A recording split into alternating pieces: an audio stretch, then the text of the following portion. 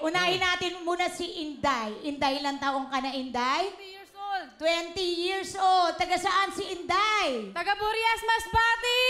Oo, taga Masbate! Bakit ka napunta dito from Masbate, napunta ka na Maynila? Nagpunta ako dito kasi ang ate ko maagang nag-asawa. Kaya bali, ako na lang yung tumatayong panganay sa kanila sa kakulangan sa pera. Kaya pag-graduate ko ng high school, nagpunta agad ako dito sa Batangas. Tapos? Ano nangyari? Yun.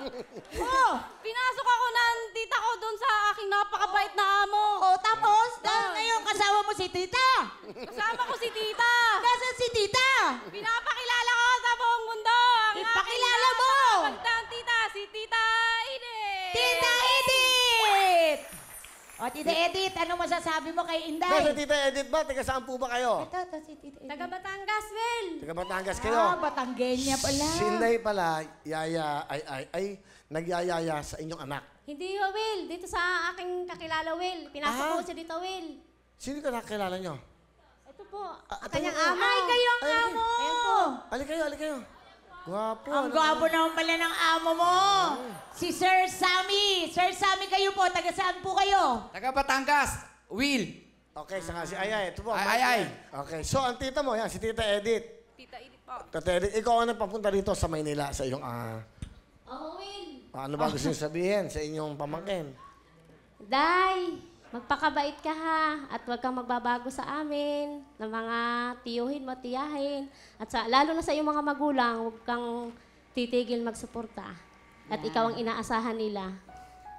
Kasi po nagpunta po ako dito, 16 years old lang po ako. Opo. Ay, bata pa. Tatay, Tapos, kailangan mo... yan. Sige. Ang nanay-tatay mo, nasaan? Nasa Burias po. Gawa po ng... Kasi po, kaya po ako nagpunta po dito. Kasi kapag po bumabagyo, yung bahay po namin, tinatalian na po ng tatay ko ng lubid. Para po hindi masira ng bagyo. Tinatalian na po babat sulok ng Ano ba trabaho ng tatay mo? Magsasaka po sa bukid. Ang nanay ko po, nasa bahay, tulong-tulong, tatanim ng palay. Ilan kayo magkakapatid, Inday? 4. Bali, pangalawa ako sa magkakapatid. Ang ate ko nga po, maagang nag-asawa. Okay na yun. Ganun talaga ang buhay. Ano gusto mo sabihin sa nanay-tatay mo muna? Ma, pa, kung nanonood man po kayo, nandito na po yung anak nyo. Artista na po, ang ganda. Maganda ba ako sa TV, Nay, Tay? Maganda po ba ako sa TV? Yes! Alright, okay. Sa mahal mong amo, Mr. Sammy, ano gusto niyo sabihin? Inday, Ining, nagpapasalamat ako dahil na sa loob ng 4 na taon hindi mo pinabayaan yung aking anak. Iniiwan ko lang kayo sa bahay na pagkakatiwalaan at dumarating akong maayos yung bata. Natutuwa ako at natupad yung pangarap mo. Matagal ka na nagpapaalam na mag-audition dito palagi. Matutupad na ang mga pangarap mo. Dreams come true ka, Ining. Hindi, sa amo mo. Kuya, maraming salamat kasi po kahit sa murang edad, tinanggap niyo po ako bilang yaya. Tapos tinuruan niyo po ako kung paano mag-alaga ng bata kasi wala po akong kaalam-alam pa po noon. Thank you po. Maraming salamat sa inyo pong dalawa ni ate. Maraming salamat po sa inyong dalawa. Yes, palakpakan natin si Inday. Thank you, Tita Edith, ha? Mr. Sammy, at mukhang napakabuting tao. Inday, ano ang talent ni Inday? Sasayaw, Will! Habang may luha. Habang may luha. Ito na, pakilala. Sasayaw ba? Sasayaw si Inday? Okay, ready na ba tayo, Inday, sa dance number natin?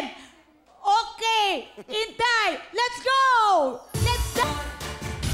Yay!